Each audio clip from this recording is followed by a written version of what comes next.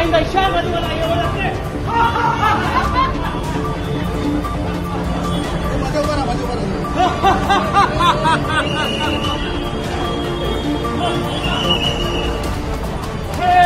Olha ya, guarda mais, mira mais na chama ali.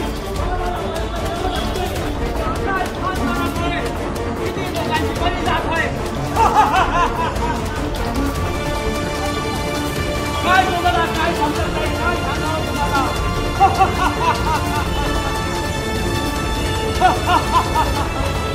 किती लोकांची बघितली काय वारंवार मला यावं लागतंय या 7 दिवस किती लोकांची कटकळ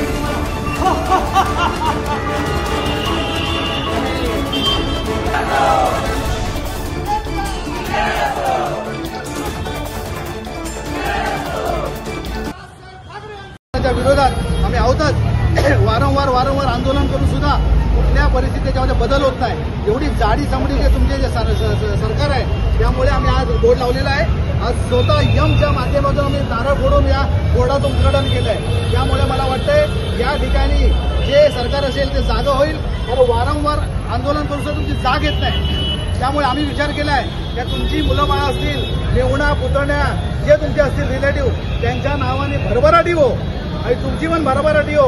कारण वारंवार आंदोलन करून सुद्धा जर तुमची पोट भरत नसेल तर मला वाटतं पोट जेव्हापर्यंत फुटत नाही तोपर्यंत तुमचा आज खाणंपिणं चालूच ठेवा. फार मोठ्या प्रमाणात भ्रष्टाचार करा. जनता मेली तरी चालेल, जनता रोडवर आली तरी चालेल, पण तुमचं कानाचं बंद करू नका. नगरपालिकेचे भ्रष्ट अधिकारी, MMRDचे भ्रष्ट अधिकारी, MSRDचे भ्रष्ट अधिकारी या ठिकाणी फार मोठ्या प्रमाणावर भ्रष्टाचार करतायत. त्यांना पण मला विनंती आहे की आपलं परिवार सुखी राहायला पाहिजे. सुखी होऊन त्यांना मुलाबाळाची काळजी घ्या.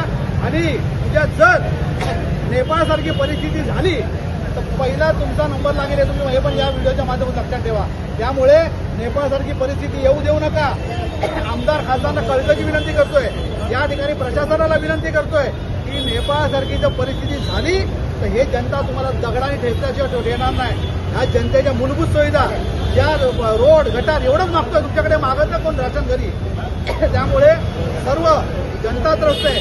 तुम्ही PST वाले त्रस्त आहेत, पाण्यासाठी नागरिक त्रस्त आहेत, या ठिकाणी लोकल ट्रेनवाले त्रस्त आहेत, मेट्रोवाले त्रस्त आहेत, मोनोरॉलवाले त्रस्त आहेत. तुम्ही देताय काय? फक्त स्वतःच्या कुटुंबासाठी पोट भरण्याचे जे काम करताय हे कुठेतरी थांबवा. अन्यथा नेपाळसारखी परिस्थिती झाली तुम्हाला दगडाशी भेटल्याशिवाय हे जनता राहणार नाही हे पण तुम्हाला सांगतोय. तुर्तास थांबतो. जय हिंद, जय महाराष्ट्र. धन्यवाद.